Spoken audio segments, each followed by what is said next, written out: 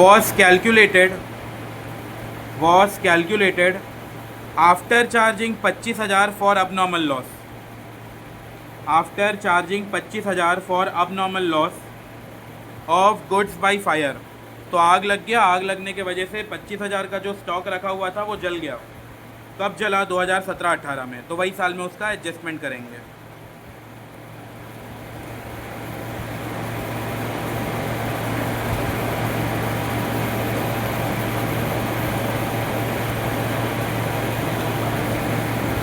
Calculate goodwill of firm after, बस इतना लिख लो, calculate goodwill. Calculate goodwill NYP लिख लो 3 years, NYP 3 years, बस इतना ही है क्वेश्चन। अच्छा, ये जो आग लगा वो कब लगा? आग लगा वो कब लगा? 2017-18। कितने का गुड्स में आग लगा? 25,000 का। ये क्या है? अबनॉर्मल लॉस है या अबनॉर्मल गेन है? Abnormal loss. अबनॉर्मल लॉस मतलब एक्सपेंस बढ़ गया। एक्सपेंस के बढ़ने से प्रॉफिट क्या हुआ? कम। तो वापस से ठीक करने के लिए क्या करेंगे? प्लस। लेकिन अब मेरा क्वेश्चन है कौन से ईयर में प्लस करोगे? यहाँ तो ऐसा 17-18 नहीं लिखा है, यहाँ 17 लिखा है, यहाँ 18 लिखा है, तो तुम दोनों में प्लस कर दोगे? पक्का? थोड़ा लगाओ दिमाग, ऐसा भेड़ चाल में नहीं भागने का, आराम से अपने अंदर को पूछने का कि क्या है सही, क्या है। 2017-18 में 25,000 का स्टॉक में आग लग गया है। अब यहाँ 2017 लिखा है, यहाँ 2018 लिखा है, तो मैं इसमें एडजस्ट करूँ अब नॉर्मल लॉस या इसमें? क्योंकि दोनों में तो नहीं हो सकता, कोई एक ही साल हुआ है। एक ये ऑप्शन है A, एक ये ऑप्शन है B, और एक ये ऑप्शन है लॉस वाला ईयर है, तो लॉस वाले ईयर में एक ऑप्शन C, वहाँ एडजस्ट कर देंगे। बताओ, थोड़ा दिमाग लगाओ। एक ऑप्शन है, एक ऑप्शन B और एक लॉस वाला ईयर है, वहाँ एडजस्ट कर देंगे। कितने लोग ऑप्शन C के साथ है? होना भी नहीं चाहिए ऐसा कोई ट्रीटमेंट में कभी नहीं बताया कि लॉस है तो लॉस में एडजस्ट कर, ऐसा थोड़ा ना होता है। तो नहीं होना चाहिए, अगर कोई है तो नहीं होना है बिल्कुल भी। अब बचा ऑप्शन A और B। क्या बोलते हो? A वाले कितने लोग हैं? A। B वाले कितने लोग हैं? 1 2 3। नहीं नहीं, जहाँ दम वहाँ हम इसका करेक्ट ऑप्शन है B ऑप्शन करेक्ट है। क्यों? समझो, लॉजिक समझते हैं। अब ये जो भी दिया, ये कब का दिया है? ये 2017 दिया, मतलब ये कब का दिया होगा? 31 मार्च का ही दिया होगा। 31 मार्च 2017। ये कब का दिया होगा? 31 मार्च 2018। ये कब का दिया होगा? 31 मार्च 2019। अब बताओ, अगर 31 मार्च 2018 को ख़त्म हो रहा है तो ये चालू कब हुआ होगा? 1 अप्रैल 2017। तो 2017 से 18, यही तो ईयर हुआ ना, फाइनेंशियल ईयर 2017-18। तुम जो इसको बोल रहे हो 2017, ये क्या होगा? ये तो 2016-17 होगा। नहीं समझे? मैं समझा रहा हूँ। अगर ये 2017 लिखा है तो इसका फाइनेंशियल ईयर कौन सा होगा पता है? 16-17। अगर ये 2018 लिखा है तो इसका फाइनेंशियल ईयर क्या होगा? 17-18। समझे? तो ये वाला ईयर में होगा। तो ऐसा लिख लो, एरो करके ना ऐसा लिख लो थोड़ा शानदार सा, कि ये है 2017-18। क्यों 2017-18? चालू हुआ है 1 अप्रैल 2017 से और ख़त्म हुआ है 31 मार्च 2018 पे। अगर तुम इसको 2017 में ले लोगे ना, पूरा आंसर ही चेंज आ जाएगा। और आंसर चेंज हुआ मतलब कितना भी सुंदर फॉर्मूला लगाओ, गलत ही आएगा आंसर। अच्छा क्वेश्चन है, बस एक ही एडजस्टमेंट है, लेकिन गलती इसमें हो सकता है कि तुम गलत ईयर में उसको एडजस्ट कर दो।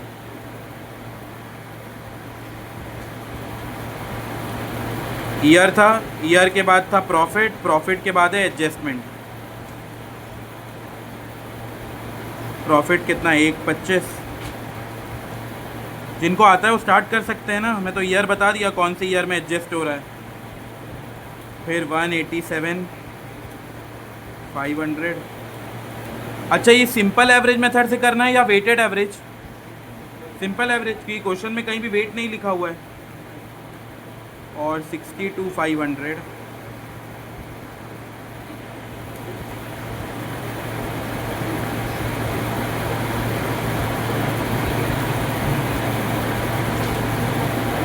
फर्स्ट ईयर में एडजस्टमेंट होगा? नहीं। सेकेंड ईयर में? सेकेंड ईयर में होगा, प्लस करेंगे 25,000। बाकी तो और कहीं एडजस्टमेंट नहीं होगा। अब आ जाएगा एडजस्टेड प्रॉफिट। पहला वाला 125, दूसरा 1 लाख में 25 प्लस किए कितना हो गया, 125, फिर 187,500, 62,500 लॉस का है, तो इसको तुम लोग प्लस करते समय इसको माइनस करोगे, बाकी सबको प्लस करोगे, ये वाला वैल्यू को माइनस, और 125,000 टोटल लगा के बताओ कितना आ रहा है। सबको प्लस कर लो, बाद में 62,500 को माइनस कर दो। पहले प्लस वाला आइटम ही दिया ना, 1 2 3 4, इनको प्लस कर लो, जो भी आंसर आएगा उसमें से इसको माइनस कर दो।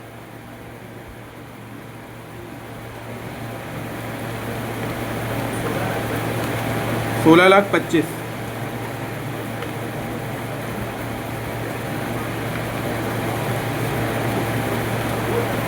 16,25,000 सबका यही आ रहा है।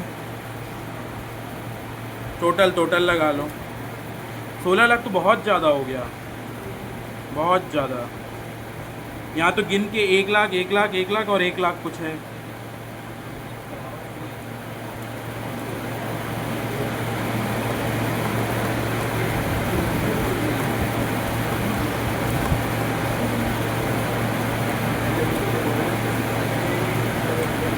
हाँ हाँ, कितना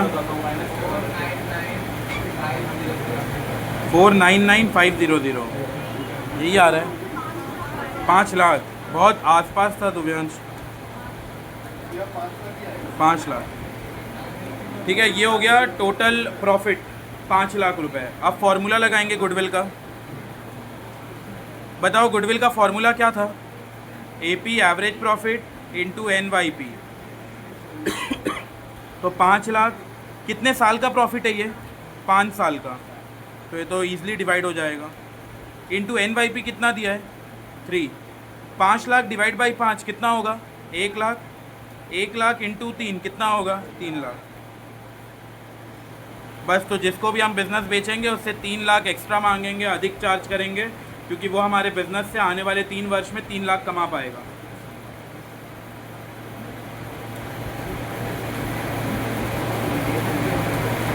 तीन लाख।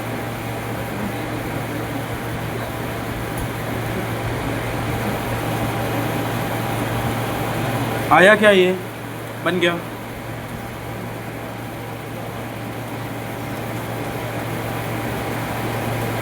ठीक है, अगले पे आ जाओ। ये एक करते हैं फिर ब्रेक लेते हैं। एग्जाम्पल नंबर क्या? 18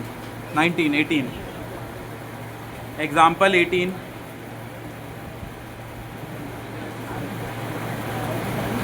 एग्जाम्पल 18 अब कैसे लिखोगे? पहले ईयर लिख लो। ईयर 2021, 2020 और 2019। 2021, 2020 और 2019। इसके सामने लिखो पहला वाला का प्रॉफिट 30,000, ऐसे ही लिखो जैसा दिया है। दूसरे वाले का लॉस 80,000। तीसरे वाले का प्रॉफिट 1,10,000, ऐसे ही लिखना इसको। और फिर ब्रैकेट में लिखो, पहले वाले में लिखो after debiting loss of stock by fire 40,000। After debiting loss of stock by fire 40,000। बोल रहा है जो 40,000 का लॉस हुआ इसको PNL में डेबिट कर दिए, खर्चा बढ़ा दिए। खर्चा बढ़ाने से प्रॉफिट कम हो गया होगा, ठीक करने के लिए रिवर्स करेंगे प्लस। इसमें लिखो includes voluntary retirement compensation, include voluntary retirement compensation rupees 1,10,000। Include voluntary retirement compensation 1,10,000। और 2019 में लिखो इंक्लूडिंग अगेन या profit of 30,000 on the sale of fixed asset. Fixed asset को बेच के 30,000 का मुनाफा कमाएं। फिक्स्ड एसेट बेचना कोई बिज़नेस का बहुत बड़ा समझदारी नहीं है। फिक्स्ड एसेट जनरली तब बेचा जाता है जब बिज़नेस का हालत बहुत गंभीर है। तो प्रॉफिट 1,10,000 का हुआ है, वो भी कब हुआ है? जब हम बिज़नेस में 30,000 का असेट बेचें, तब जाके प्रॉफिट हुआ है 1,10,000 का। तो बिज़नेस कोई बहुत अच्छा नहीं चल रहा है, ख़राब चल रहा है business. Calculate value of goodwill. Calculate value of goodwill NYP लिख लो 3 ईयर्स, नहीं 3 नहीं 2 years. Value 2 years of purchase है ना, NYP 2 ईयर्स। क्वेश्चन हो गया लिखना। Calculate value of goodwill NYP 2 years. इसको सॉल्व कर लेते हैं, फिर ब्रेक लेते हैं। कॉलम बनाओ, ईयर, प्रॉफिट, एडजस्टमेंट और फिर एडजस्टेड प्रॉफिट। TS गरेवाल में बिल्कुल छोटा छोटा क्वेश्चन से चालू हुआ है। DK गोयल का क्वेश्चन देखो डायरेक्ट, ये देखो ये वाला क्वेश्चन दिया है, ठीक है। और